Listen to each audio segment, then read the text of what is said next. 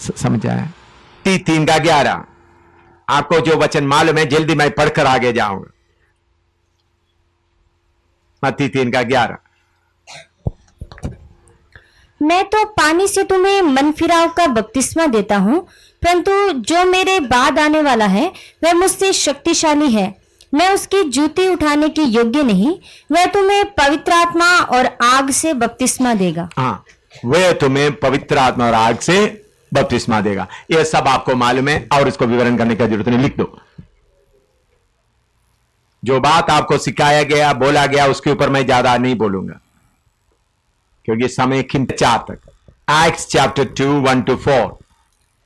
जब पेंतिकोस्त का दिन आया तो वे सब एक जगह इकट्ठे थे और एकाएक आकाश से बड़ी आंधी की सी सनसनाहट का शब्द हुआ और उससे सारा घर जहां वे बैठे थे गूंज गया और उन्हें आग की सी जीभें फटती हुई दिखाई दी और उनमें से हर एक पर 8 ठहरी और वे सब पवित्र आत्मा से भर गए और जिस प्रकार आत्मा ने उन्हें बोलने की सामर्थ्य दी वे अन्य अन्य भाषा बोलने लगे। उधर भी आग की भी जीभें फटती हुई दिखाई दी। ये भी लिखो, ये भी आपको मालूम है, ज्यादा बताने का जरूरत नहीं। पवित्र आत्मा में आग भी है।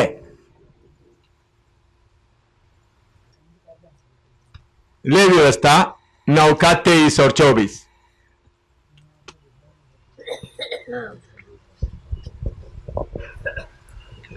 तब मूसा और हारून मिलाप वाले तंबू में गए और निकलकर लोगों को आशीर्वाद दिया। तब यहोवा का तेज सारी जनता को दिखाई दिया और यहोवा के सामने से आग निकलकर चर्बी सहित होमबलि को वेदी पर भस्म कर दिया। इसे देखकर जनता ने जय जयकार का नारा मारा और अपने अपने मुंह के बल गिरकर दंडवत किया। यह भी वचन आपको बहुत बार पढ़कर सुनाया, प्रचार भी किया, मालूम है ना आप सबको। जब मिलाप वाले तंबू में मूसा ने जब सारे परमेश्वर का मर्जी के अनुसार पूरा किया, तब परमेश्वर का महिमा आकर मिलाप वाले तंबू को भर दिया और पवित्र स्थान से, परम पवित्र स्थान से आग निकलकर वेदी में जिधर में बलि तैयार किया था उसको जलाया। ये सब देकर लोग जय जयकार किया। लिखो,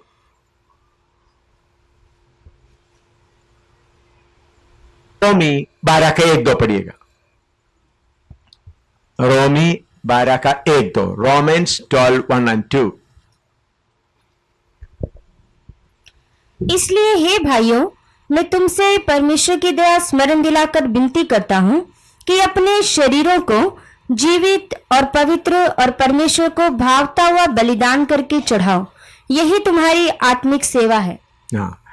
अभी से मैं थोड़ा सा ठीक बताऊंगा टाइम लेकर, क्योंकि जो बात कुछ आपको पहले इतना गहराई से नहीं बताया वो बताने जा रहा हूं।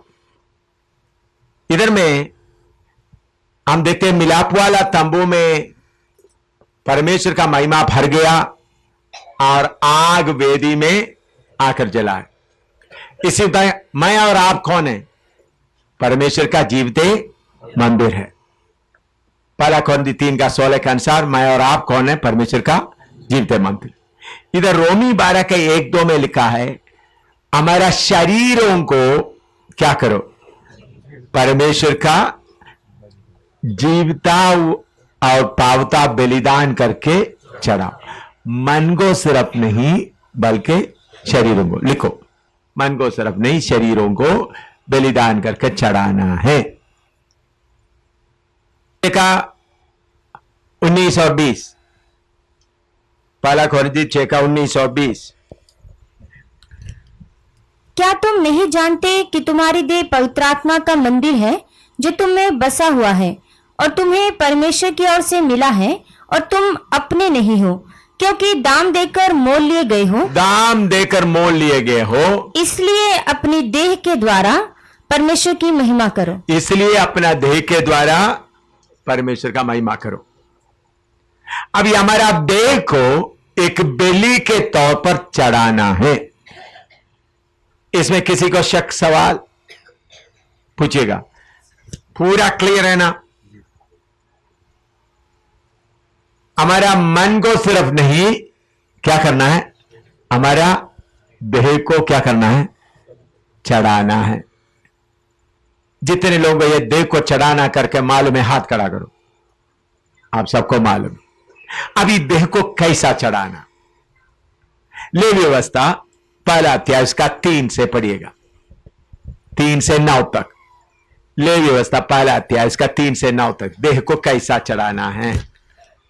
यदि वह गाय बैलों में से होमबलि करे तो निर्दोष नर मिलाप वाले तंबू के द्वार पर चढ़ाए कि यहोवा उसे ग्रहण करे, और वह अपना हाथ होमबलि पशु के सिर पर रखे और वह उनके लिए प्रायश्चित करने को ग्रहण किया जाएगा। तब वह उस बछड़े को यहोवा के सामने बलि करे, और हारून के पुत्र जो याजक हैं वे लहू को समीप ले जाकर उस वेदी की चारों अलंगों पर छिड़के जो मिलाप वाले तंबू के द्वार पर है। फिर वह होमबलि पशु की खाल निकालकर उस पशु को टुकड़े टुकड़े करे। तब हारून याजक के पुत्र वेदी पर आग रखे और आग पर लकड़ी सजाकर धरे, और हारून के पुत्र जो याजक हैं वे सिर और चर्बी समेत पशु के टुकड़ों को उस लकड़ी पर जो वेदी की आग पर होगी सजाकर धरे, और वह उसकी अंतड़ियों और पैरों को जल से धोए। तब याजक सबको वेदी पर जलाए कि वह होमबलि यहोवा के लिए सुखदायक सुगंध वाला हवन ठहरे। अभी आप ध्यान से, पहले मैंने बताया आपको बहुत बार प्रचार किया, अभी आपको थोड़ा सा नया भी मिलने जा रहा है, इसे ध्यान से सुनना। पहले बताया हुआ है लेकिन थोड़ा सा और गहराई। जो पहले मैं बताता, मैं अभी कोई चीज आपको पढ़ाते समय में पहले मोटा मोटा पढ़ाता है, फिर उसके बाद उसको और खोलता है, फिर और खोलता है। अभी शरीरों को चढ़ाने के बारे में, अब सखी आराधना के लिए हमारे शरीरों को क्या करना है, चढ़ाना। तो चढ़ाने के बाद हम देखते समय में इस्राएली लोग पहले क्या करते थे, वो जानवरों को ले आता है, उनका पाप उसके ऊपर डराते है, फिर उसको बलि करता है। उसको क्या करता है, मारता है। उसको क्या करना है, बलि करना। लिखो, उस वस्तु को क्या करना है, बलि करना है। एक हमको भी हमारा शरीर को क्रूस पर चढ़ाने, गलाती 5:24, गलाती 5:24।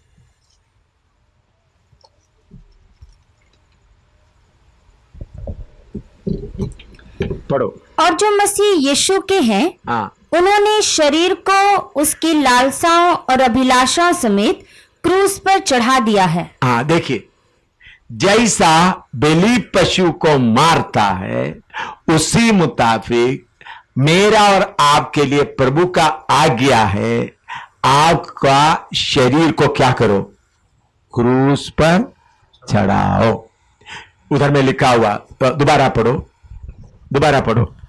और जो मसीह यीशु के हैं, जो मसीह यीशु के, कलीसिया में जितने लोग हैं सब मसीह यीशु का नहीं है।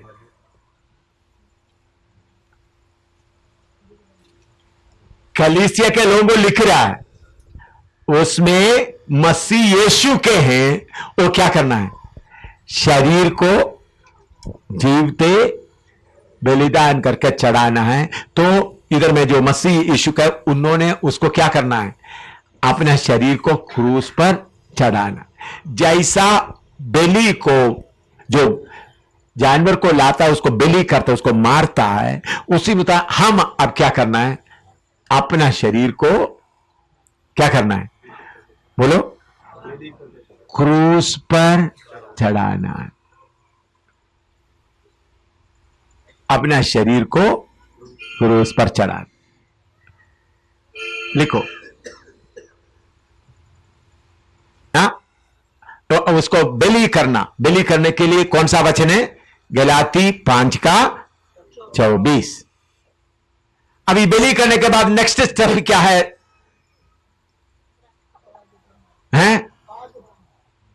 बलि तो मारने के बाद, बलि पशु को मारने के बाद नेक्स्ट क्या है, उसका खाल उतारना है। बोलो, जो बोलो, खाल।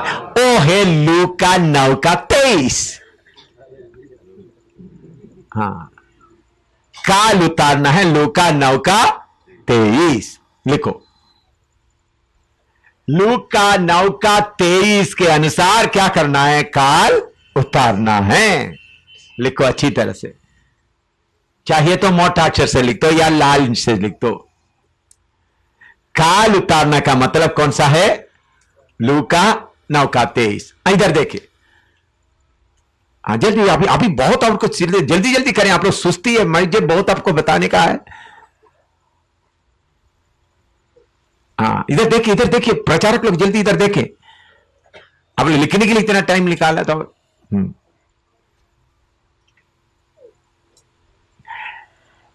जब एक जानवर का, एक भेड़ का, बकरी का काल उतार दिया, तरसीम बाद में लिखो, हाँ, काल उतार दिया, फिर उसका रंग, उसका सुंदरता कुछ दिखता है?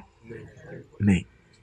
इसी मुताबिक जब अपने आप को त्याग दिया तो फिर कुछ भी बताने का नहीं। तो थोड़ा काल उतार दिया, मैं काला हूं, मैं सुंदर हूं, मैं गोरा हूं, मैं फलाना टाइप हूं, ये क्यों है? काल नहीं उतारता। काल उतारना है। लूका 9:23। सब कुछ त्यागना है। अपने आप को जब तक त्यागता नहीं, आपका काल उतरा नहीं। लिखो अभी 6 पद पढ़िएगा। ले व्यवस्था 1:6।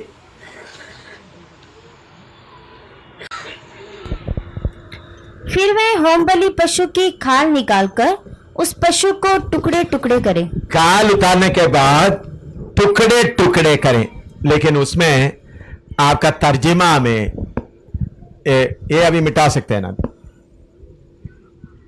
थोड़ा सा बाकी है, पूरा नहीं है।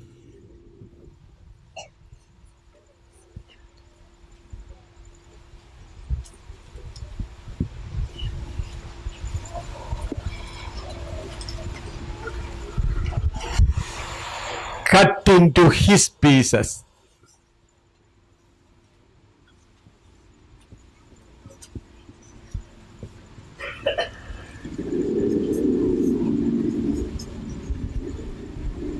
इसका मतलब लिखो, cut into his piece. Hindi में टुकड़े टुकड़े करना है। कट इनटू हिज पीसेस का मतलब, इस्राएली लोग इधर देखिए, बताएं, देखिए बाद में आप लिखें, जोड़ जोड़ से अलग करना है। क्या करना है? इधर देखो, नहीं तो फिर आप लोग सवाल, अभी इधर देखो, कट इनटू पीसेस का इधर देखो। अभी उसका हाथ है, हाथ को इधर इधर कट करने के लिए नहीं, बल्कि ये जोड़ को क्या करना, ये हड्डी भी तोड़ना नहीं। जब बलि का, जब उसको वेदी में चढ़ाते समय में कानून है, हड्डी एक भी तोड़ना, इधर में नहीं चलाना, बल्कि क्या करना है, उसको जोड़ जोड़ से अलग करना। ऐसा आप लिखो, कट इनटू हिज पीसेस। इब्रानी बाइबल में, बाकी और में पूरा मैं खोज करके आपको बताता हूं। जोड़ जोड़ से अलग करना, कट इनटू हिज पीसेस। 23 बोल दिया, टुकड़ा टुकड़ा करना या जोड़ जोड़ अलग करना किसके लिए होगा? शाबाश, गुड, वही है। अलग अलग जोड़ जोड़ अलग करना। लूका 14:26 से 33 तक पढ़ो।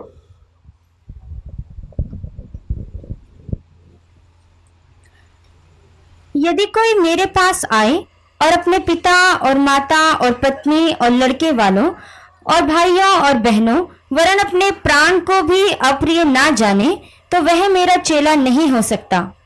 और जो कोई अपना क्रूस ना उठाए और मेरे पीछे ना आए, वह भी मेरा चेला नहीं हो सकता।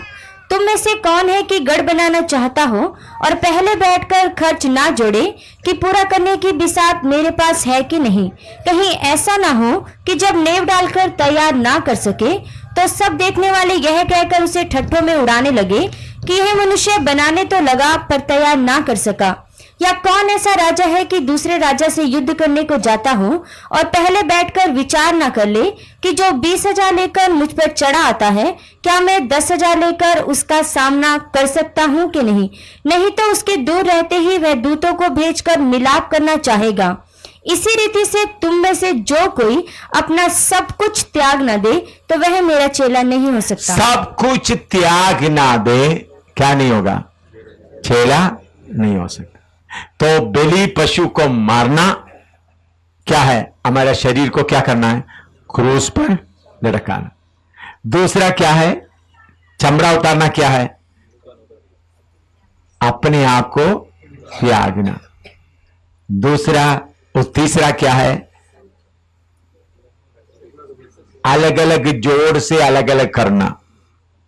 टुकड़ा टुकड़ा करने को आप ऐसे जोड़ से अलग करने का, इसका मतलब क्या है? पति पत्नी बेटा बेटी, उस संबंध को क्या करना है? अलग करना। उसको काट कर टुकड़ा करना नहीं। आप लिखेंगे अच्छी तरह, नहीं तो आप टुकड़ा टुकड़ा करते। आप लोग क्या करें? आपको यही याद है जो मीट दुकान में जाता, उन्होंने बड़ा इतना लंबा कहते हैं। ये जोड़ जोड़ करने के लिए क्या करता है? शार्प नाइफ है। क्या इस्तेमाल करता है?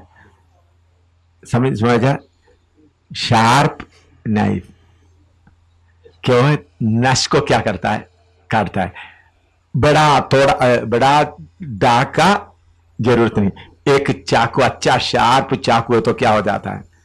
कभी कभी वो जोड़ देखना, अभी इधर का करना है तो ऐसा करता है, कहीं इधर में अंदर घुसकर इसको काटता है, फिर इधर काटता है, इधर काटता है, इधर काटता है, दूसरे एक ही काट से निकलता। तो ये काट थोड़ा सा अलग करना है तो टाइम लगता है। आपका जीवन में टाइम लगता है? नहीं नहीं नहीं नहीं, टाइम होते एक ही मार से होता है। बोलो हैं? बोलो, अभी समझ में आ रहा है? हैं? जोड़ जोड़ अलग करना। तो आप पूरा अपना खुद ही को क्या करना है? त्यागना है।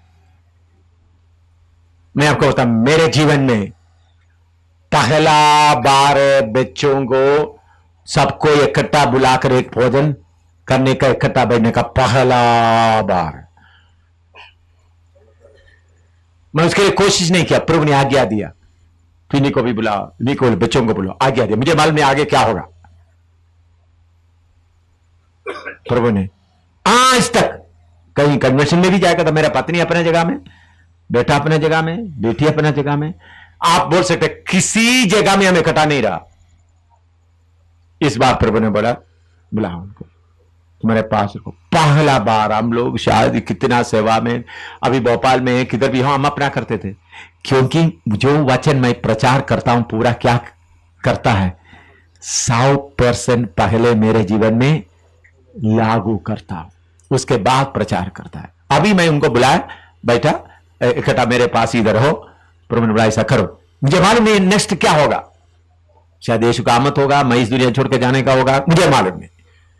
प्रभु ने बोल दिया तो ये पहला बार है हमने शादी होकर। मैंने बोला पिछले दिन बोला, मैं पहले बार मेरा पत्नी का बर्थडे के लिए उनको खाना के लिए ले गया। शादी होकर कितने सालों बाद पहला बार। फिनी वगैरह सुन लेना, फिनी और बेबी वगैरह सुन लेना। मम्मी बताया आपको? नहीं बताया। बेबी सुना? बेबी किधर है? हाँ, पहले बार हमने आज तक एक दिन भी हमारा शादी का मनाया नहीं। पहले बार मेरा पत्नी को ले जाकर प्रभु ने बोला ले जाओ, ये अगस्त 4 को उनको ले जाकर, मैंने बोला मेरे साथ आओ। पहले बार। अभी मैं क्यों मैं बात अभी बता रहा हूं, पहले मैं किस में लगा हुआ था? एक एक जोड़ को काटने में लगा हुआ था, क्योंकि प्रभु हिंदुस्तान में आग पकड़ना है तो मेरा चमड़ा उतारना है, मुझे जोड़ जोड़ अलग करना, तभी मेरे ऊपर हिंदू स्वर्ग का आग जलेगा। हिंदुस्तान के लिए ऐसा अर्पण करके प्रभु का वेदी में रखकर जलते हुए मैं आपको बता रहा हूं, जैसा इस वचन में लिखा हुआ, जोड़ जोड़ जोड़ करके क्या कर दिया। यह बहुत मुश्किल है। पत्नी को अलग करना छोटी बात नहीं है, बहुत मुश्किल है। वो आस्ता आस्ता चाकू लगाकर कटते कटते कटते कटते कटते कटते दूर कर दिया। बच्चों को लेकर करते करते दूर कर दिया। क्यों?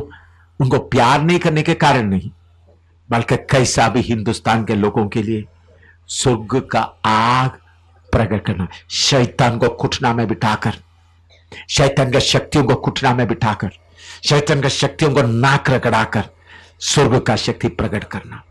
प्रभु ने वो बात को मैं नालायक आदमी के द्वारा मेरे अंदर इच्छा था पूरा किया, 100% पूरा किया। मैं इसका मतलब ये नहीं बोलता मैं पूरा सिद्ध हो गया, लेकिन टुकड़ा टुकड़ा करने का में, काल उतारने में मैं आज जल्दी आया। एक चिट्ठी आया, कल आया चिट्ठी। वो चिट्ठी आया, केरला से एक चिट्ठी लिखा है, वो पढ़कर सुनाना था, याद है तो कल पढ़कर सुना सकता हूं।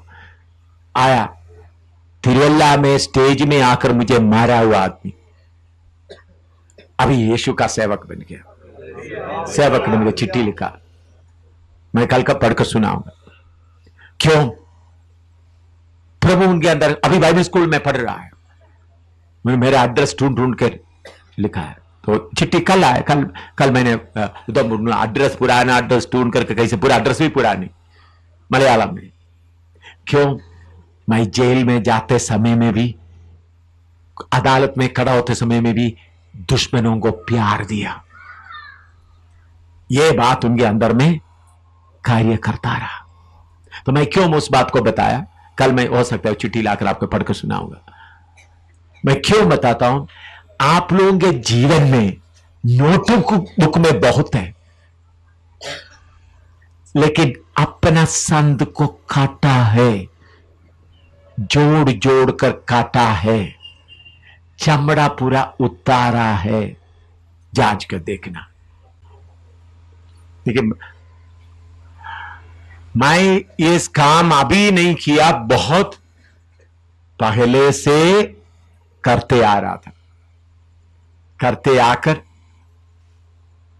उधमपुर में रहने वाला मेरा पत्नी को उधर से निकालने के लिए, ताकि वो आशा भी क्या हो जाए, खत्म हो जाए। तो वो प्रभु अगस्त 4 तारीख को मैंने, प्रभु ने बोला जम्मू का नंबर 1 रेस्टोरेंट में ले जाकर उनको खाना खिलाओ।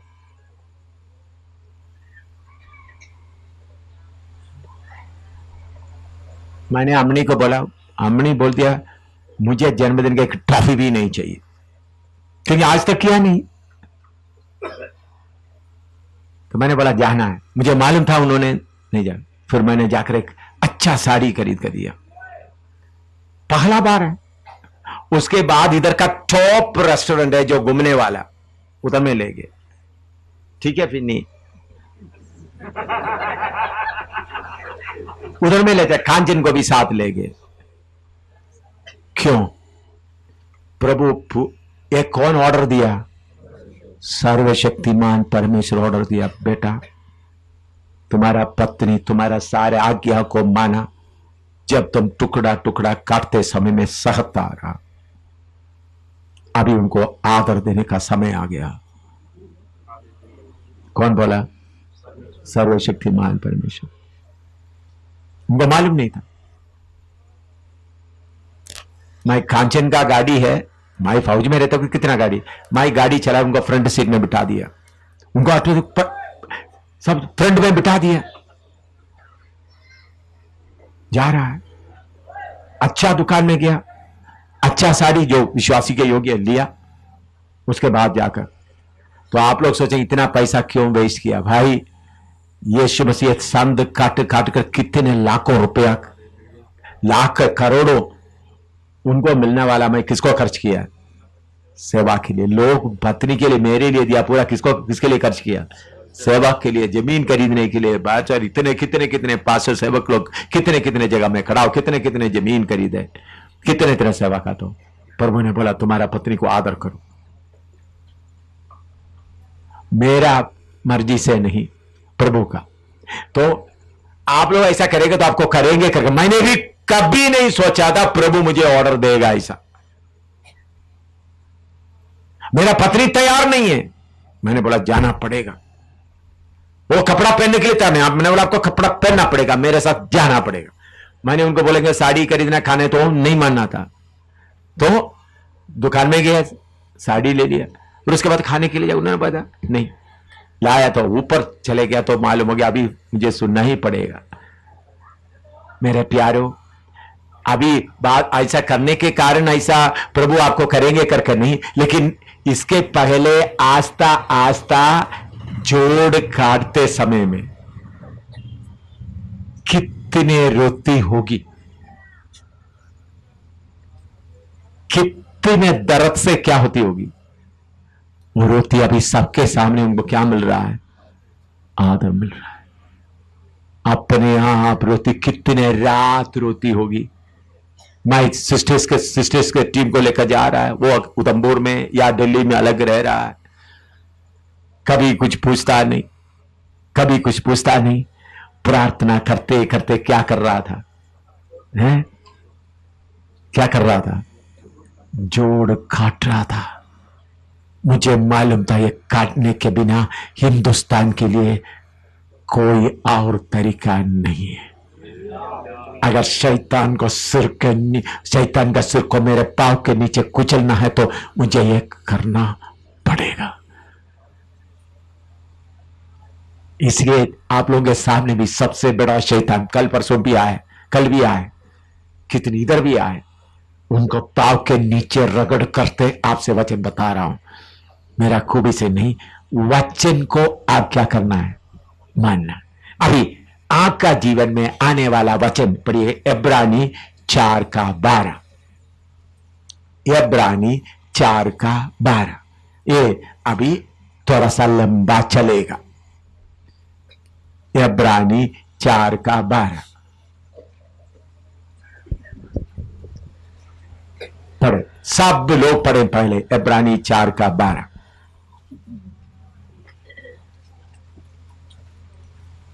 सब अपना बाइबल नोटबुक करके।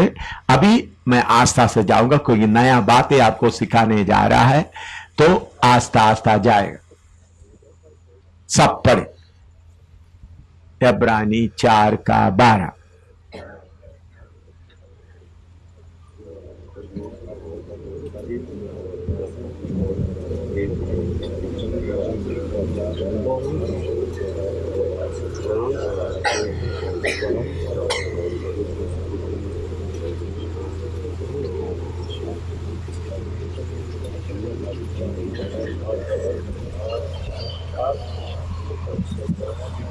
हाँ पढ़ लिया, अभी हिंदी में पढ़ो। क्योंकि परमेश्वर का वचन जीवित, परमेश्वर का वचन जीवित और प्रबल और हर एक दोधारी तलवार से भी बहुत चोखा है। हर एक दोधारी तलवार से चोखा है, और जीव और आत्मा को और गांठ गांठ और गुदे गुदे को अलग करके, गांठ गांठ गुर्दे गुर्दे को अलग करके वार पार छेदता है। हाँ, गांठ गांठ जो मैंने बोला टुकड़ा करना, वो भी इधर में कैसा है? जिधर जिधर जोड़ है करके जीव और प्राण। इतना नोट करो, फिर आगे हम जाएंगे। इसके लिए थोड़ा सा प्रार्थना भी करो, ये आपके मन के अंदर अच्छी तरह बैठना है, छोटी बात नहीं है। सोता सोता रहेगा तो समझ में नहीं आएगा। तभी मेरठ में मैंने शुरू किया, उधर में आ रहा।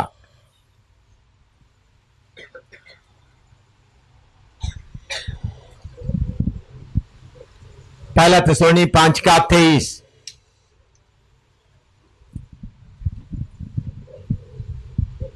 वो मालूम है, लेकिन जल्दी जल्दी करके जाए।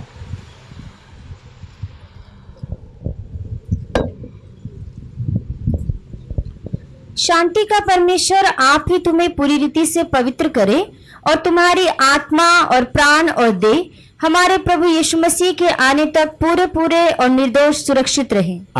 ये आपका स्पिरिट है, आत्मा।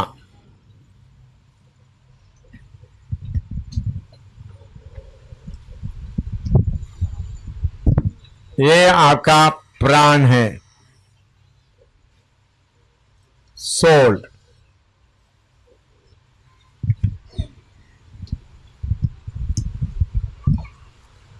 ये आपका शरीर है।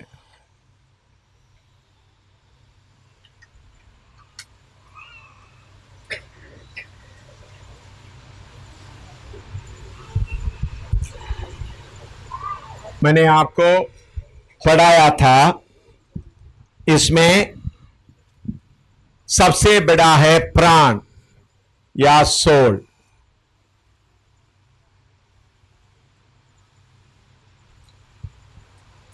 ये सोल शरीर को शैतान का, ये आपस में जुड़ा हुआ है। और मैंने आपको बताया, उधर में शुरू किया था, फ्लैश या शारीरिक इच्छा कहां से उत्पन्न हुआ। फ्लैश के लिए हिंदी में कोई भाषा नहीं है, इसलिए मैंने आप सबको बोला कौन सा बात याद करो, फ्लैश। तो पहले मनुष्य को परमेश्वर बनाया, उस मनुष्य के अंदर प्राण, आत्मा और शरीर। तो पहले मनुष्य के अंदर में क्या था? परमेश्वर का स्वरूप भी था, लाइकनेस ऑफ गॉड।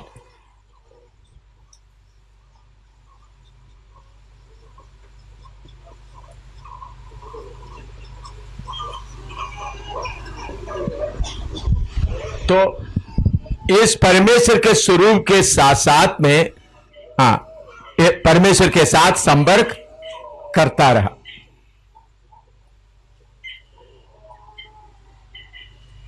जब शैतान आया,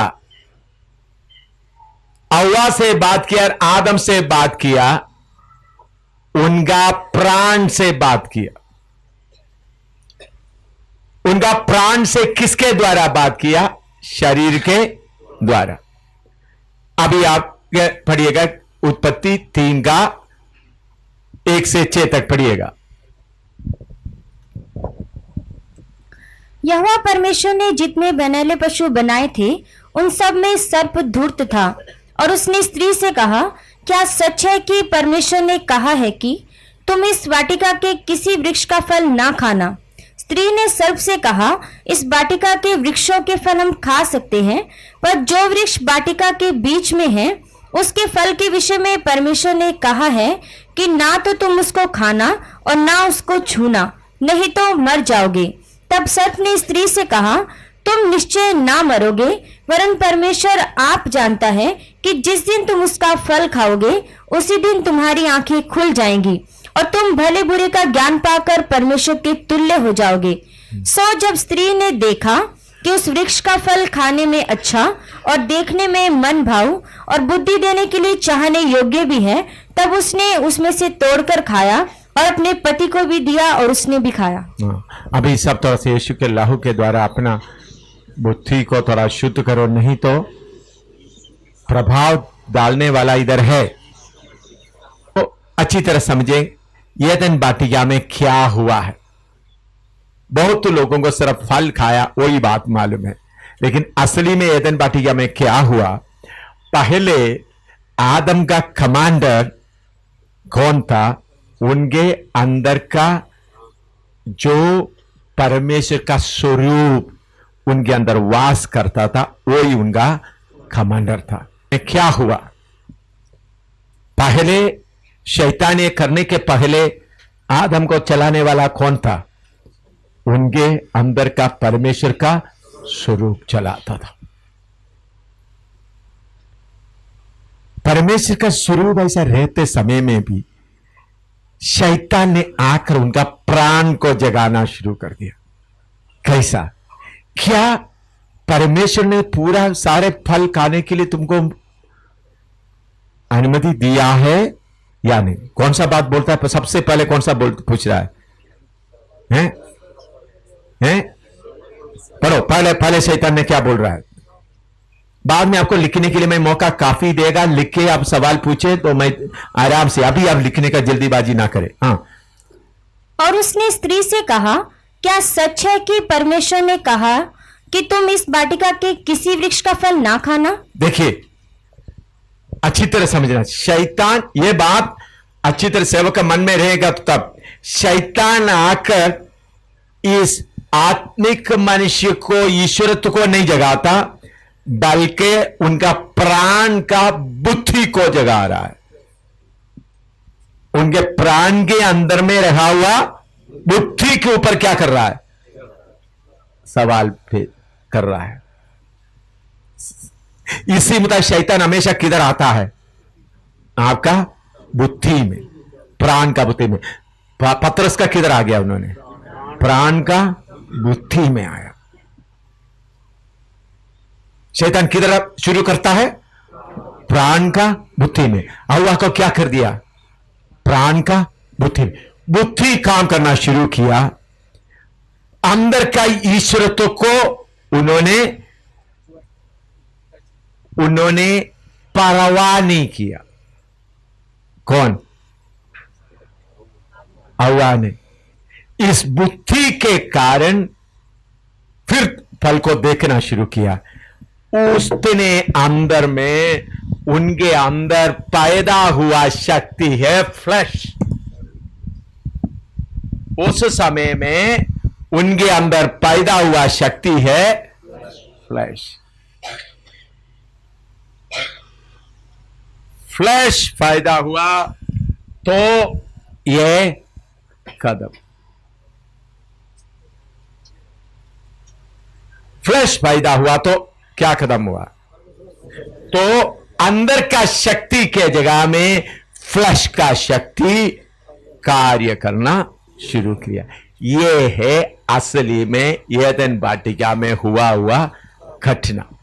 तो मैं उस भाषा आपको समझाने के लिए, शैतान आकर हव्वा का बुद्धि के साथ इंटरकोर्स किया या बुद्धि के साथ संभोग किया, अपना बुद्धि नहीं प्राण के साथ संभोग किया हो तो निकला हुआ बच्चा है फ्लैश या शारीरिक इच्छाएं।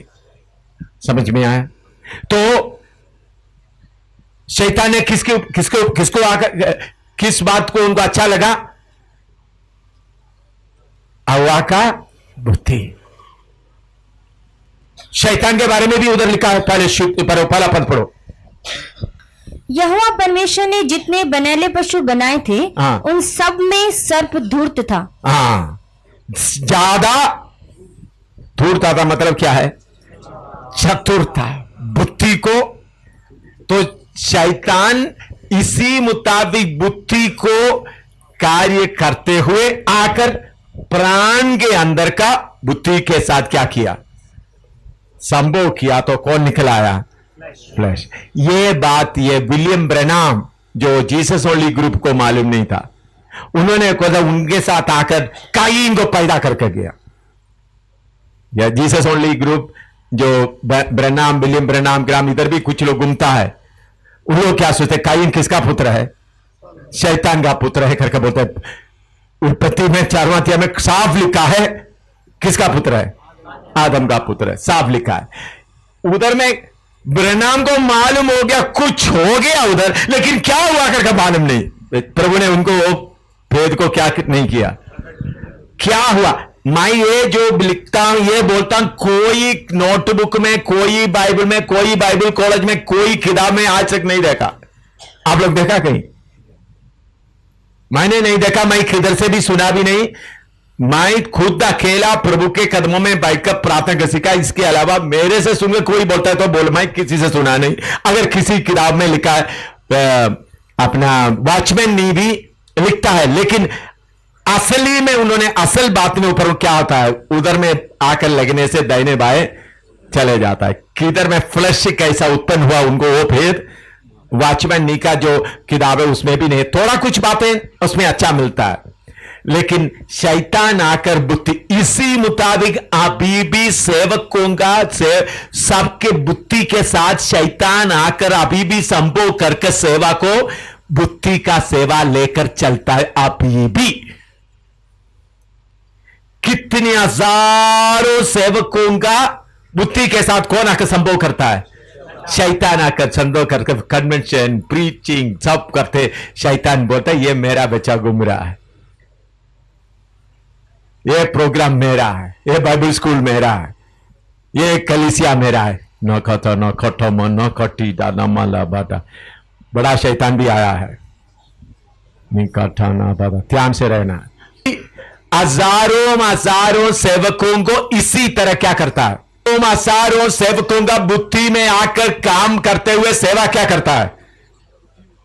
शैतान बुद्धि में चलाते चलाते रुपया लाकर कार्य करते हुए यीशु का नाम को इसलिए अभी हमने पढ़ा है तलवार आना है।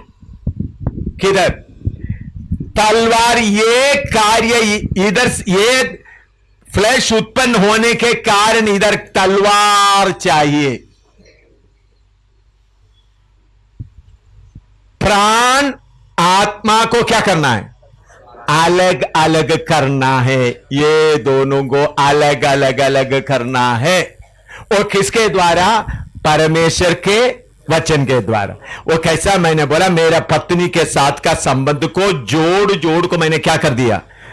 चाकू लगाकर, वचन का चाकू लगाकर काटते काटते क्या कर दिया? उसको अलग कर दिया। बच्चों के साथ भी ये मेरे जीवन में हुआ।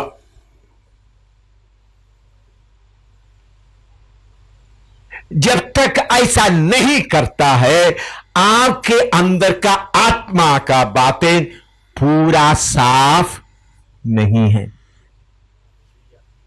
उसमें थोड़ा फ्लैश उसमें है। जब तक आप इसको काट काट कर अलग नहीं करता। इब्रानी 4:12 आपके जीवन में प्रैक्टिकल नहीं होता तो आत्मा का आराधना पूरा नहीं हो सकता। इब्रानी 4:12 आपका जीवन में पूरा नहीं होता तब तक आत्मा का सेवा पूरा नहीं होता। पौलुस बोलता है जिस परमेश्वर को मैं आत्मा से सेवा करता हूं।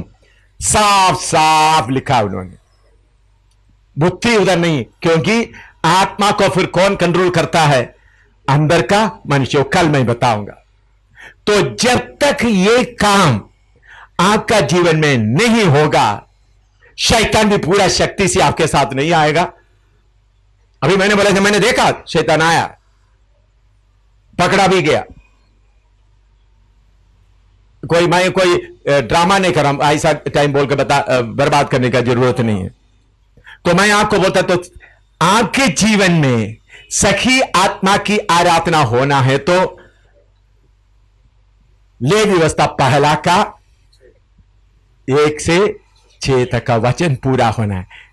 चमड़ा पूरा उतारना, वो क्या है? त्यागना। दूसरा टुकड़ा टुकड़ा जोड़ जोड़ क्या करना? अलग करना। वो क्या है? अपना पत्नी बच्चे सबको क्या करना? त्यागना। अभी लिखो, लिखने के बाद प्रार्थना शुरू करो। ये किताबों में आने से काफी नहीं, आपका जीवन में भी आना। लिखो आप। अगर आपको कितना भी पूछना तो पूछे, फिर प्रार्थना करेंगे। 1 सेकंड में क्या होता है? बच्चा पैदा होता है। इतना ताकत है उसमें, आधा सेकंड में हो जाता। के किताब में आइएगा तो मैं अभी उसमें अभी शुरू नहीं करेंगे, उसके थोड़ा सा टाइम लगेगा। उत्पत्ति 6 में कल मैं इतवार की आराधना में थोड़ा सा बताया। मैं इसके बारे में इधर में गहराई में पढ़ाएंगे। 6:5 पढ़िएगा। और यहोवा ने देखा कि मनुष्य की बुराई पृथ्वी पर बढ़ गई है और उनके मन के विचार में जो कुछ उत्पन्न होता है सो निरंतर बुरा ही होता है। जो कुछ उत्पन्न होता है क्या है? बुराई। देखिए, परमेश्वर आदम को बनाया, आदम को प्राण दिया, आदम को आत्मा दिया, शरीर दिया, लेकिन फ्लश का उत्पन्न कौन किया? शैतान। फ्लश को पैदा कौन किया? इसलिए परमेश्वर बोलता है, और उसका उत्पत्ति 6 का उसका 3 है मेरे ख्याल में, 3 द्वारा पढ़े। और यहोवा ने कहा, हाँ मेरा आत्मा मनुष्य से सदा लो विवाद करता ना रहेगा, हाँ, क्योंकि मनुष्य भी शरीर ही है। शरीर ही है, इस फ्लश। क्या है? फ्लश। तो परमेश्वर शरीर बनाया, प्राण बनाया, आत्मा बनाया, तीनों पवित्र था। शरीर भी पवित्र था, प्राण भी पवित्र था, आत्मा भी पवित्र था। पिछले दिन में कुछ लोगों ने बताया, कोई मिट्टी आदम का जो शैतान नीचे गिर गया, उस मिट्टी से परमेश्वर ने आदम को बनाया, उसके कारण वो मिट्टी में कुछ था। वो बात मैंने ज्यादा नहीं बताया। मैंने बोला वो बिल्कुल, वो विचार बिल्कुल गलत है, वो वचन के अनुसार नहीं है। सर्वशक्तिमान परमेश्वर हाथ में, पवित्र परमेश्वर हाथ में कोई अपवित्र मिट्टी को छुएगा भी नहीं। ये आप लोग अच्छी तरह आपका मन में, पवित्र परमेश्वर के हाथ में कोई अपवित्र चीज को छुएगा भी नहीं। उस मिट्टी में कोई गड़बड़ नहीं था, उस प्राण में कोई गड़बड़ नहीं था, उस आत्मा में कोई गड़बड़ नहीं था। लेकिन जब शैतान ने आकर उनका प्राण का बुद्धि को छेड़ा तो हवा खड़ी रही और फ्लैश को पैदा करके चलेगी। फ्लैश उत्पन्न होने के कारण फल को देखा, उनका प्राण का बुद्धि को छेड़ा तो हवा खड़ी रही और फ्लैश को पैदा करके चलेगी। फ्लैश उत्पन्न होने के कारण फल को देखा। समझ में आया? फिर दिल में आया खाने का योग्य है, तो बातों में फ्लैश उत्पन्न हो गया। आज भी वही चल रहा है। अभी आप एक भाई एक सिस्टर के साथ चल रहा है, सिस्टर बहन के साथ चल रहा है। जब तक तीर नहीं आता सिस्टर सिस्टर ही है, लेकिन तीर आता, सुंदर है, बोली अच्छी है, मुस्कुराती है, क्या हो गया अंदर? फ्लैश उत्पन्न हो गया। कितना देर लग गया उसके लिए? वही आज भी कर रहा है। तो बुद्ध प्राण में आकर उन्होंने क्या कर दिया? छेड़ दिया। तो कौन उत्पन्न हुआ? फ्लैश। फ्लैश उत्पन्न होकर एकदम, फ्लैश जब उत्पन्न हुआ, आत्मा पवित्र स्वरूप चले गया। इसलिए प्रभु बोलता है मनुष्य को बनाने में मैं दुखी होगा। उनके अंदर क्या आता है? बुरा होता रहता है, क्योंकि यह फ्लैश का बनाने वाला कौन है? प्रभु ने ऐसा अनुमति दिया, वो तो अलग बात है, लेकिन उसको बनाने वाला कौन है? शैतान। समझा? लिखे। और भी सवाल पूछ सकता है। तो फ्लैश उत्पन्न होने के कारण इच्छा बढ़ गया, फल थोड़ा खाया, तो फल तोड़कर खाने के कारण पाप का फल पूरा आ गया। एक बात था, इसके साथ याकूब 1:12 से 14 तक भी पढ़िएगा। याकूब 1:12 से 14 तक। एक क्वेश्चन भी रिकॉर्डिंग करते जाए, हाँ, सही क्वेश्चन जो आता है। हाँ, धन्य है वह मनुष्य जो परीक्षा में स्थिर रहता है, क्योंकि वह खरा निकलकर जीवन का वह मुकुट पाएगा जिसकी प्रतिज्ञा प्रभु ने अपने प्रेम करने वालों को दी है। जब किसी की परीक्षा हो तो वह यह ना कहे कि मेरी परीक्षा परमेश्वर की ओर से होती है, क्योंकि ना तो बुरी बातों से परमेश्वर की परीक्षा हो सकती है और ना वह किसी की परीक्षा आप करता है, परंतु प्रत्येक व्यक्ति अपनी ही अभिलाषा से खींचकर और फंसकर परीक्षा में पड़ता है। खींचकर फंसकर परीक्षा में पड़ता। देखिए अभी उत्पत्ति 3 का 3रा अध्याय दोबारा पढ़िएगा।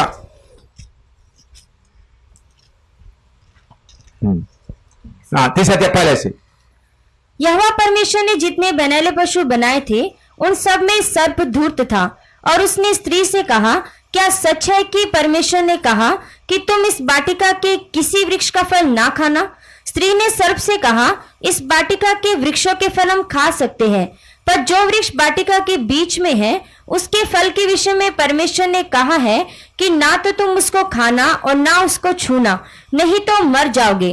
तब सर्प ने स्त्री से कहा, तुम निश्चय ना मरोगे, वरन परमेश्वर आप जानता है कि जिस दिन तुम उसका फल खाओगे उसी दिन तुम्हारी आंखें खुल जाएंगी और तुम भले बुरे का ज्ञान पाकर परमेश्वर के तुल्य हो जाओगे। सो जब स्त्री ने देखा कि उस वृक्ष का फल खाने में अच्छा, खींचा फंस रहा है। अभी याकूब 1:12-13-14 अभी उसके अंदर क्या हो रहा है? हाँ हाँ, और देखने में मन भाव हाँ, और बुद्धि देने के लिए चाहने योग्य भी है, हाँ, तब उसने उसमें से तोड़कर खाया। तोड़कर पहले क्या कर दिया? खाया। पाप जन्म हुआ। खींचकर फंसकर क्या करता है? अभी पहले उधर भी एक हाथ रखो, याकूब 1:12-13 भी पढ़ो। हाँ, परंतु प्रत्येक व्यक्ति अपनी ही अभिलाषा से खींचकर और फंसकर परीक्षा में पड़ता है। हाँ, और नीचे, फिर अभिलाषा गर्भवती होकर पाप को जनता है। अभिलाषा गर्भवती होकर पाप को, तो अभिलाषा आ गया, फल थोड़ा खा लिया, पाप उत्पन्न हो गया। तो पहले पाप के पहले क्या आया? अभिलाषा देने वाला बच्चे को पैदा करके चले गया।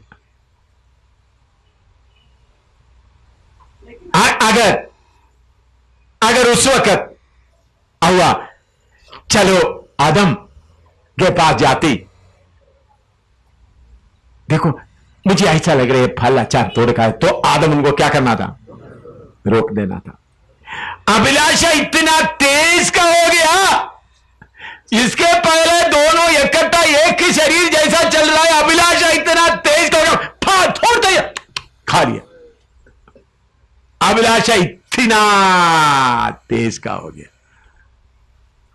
क्योंकि बुद्धि में आकर शैतान ने क्या कर दिया? संभोग करके फ्लैश को दूध चाहिए, फ्लैश का दूध है पाप। समझा? फ्लैश जन्म लिया तो वो फ्लैश रोएगा, नहीं, उसका दूध खाना क्या है? पाप। प्रार्थना करो, आज के लिए काफी है।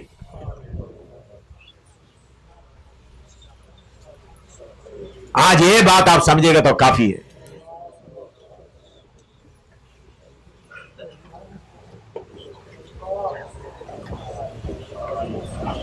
कोई बच्चा जन्म लेता तो उसको भूख है, फ्लैश का भूख है, फ्लैश का दूध है पाप।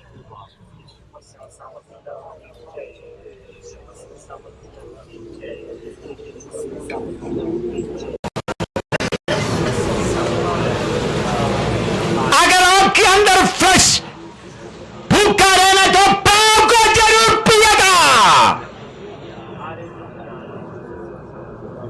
इसलिए कायीन से प्रभु ने बोला, पाप तुम्हारा दरवाजे में।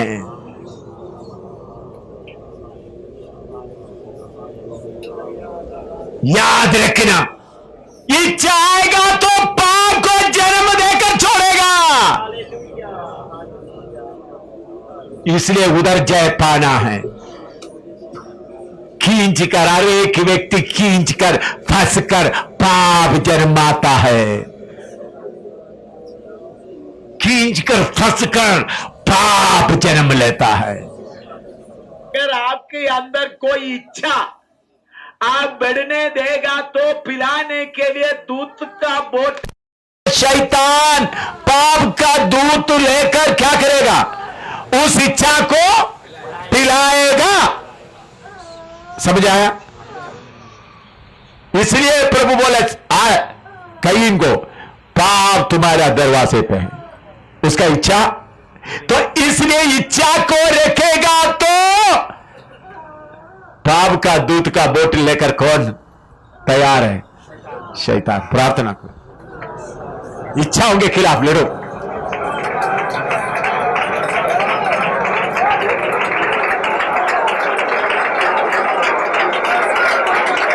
बाद में छोड़ेंगे, कल छोड़ेंगे। उतना देर तक पाप का दूध क्या करता रहता है? उतना देर तक आपका आत्मिक मनुष्य कमजोर होता जा, बाद में दूसरा आत्मा आकर आपको क्या करता है? कब्जा करता है। इसलिए लड़ो।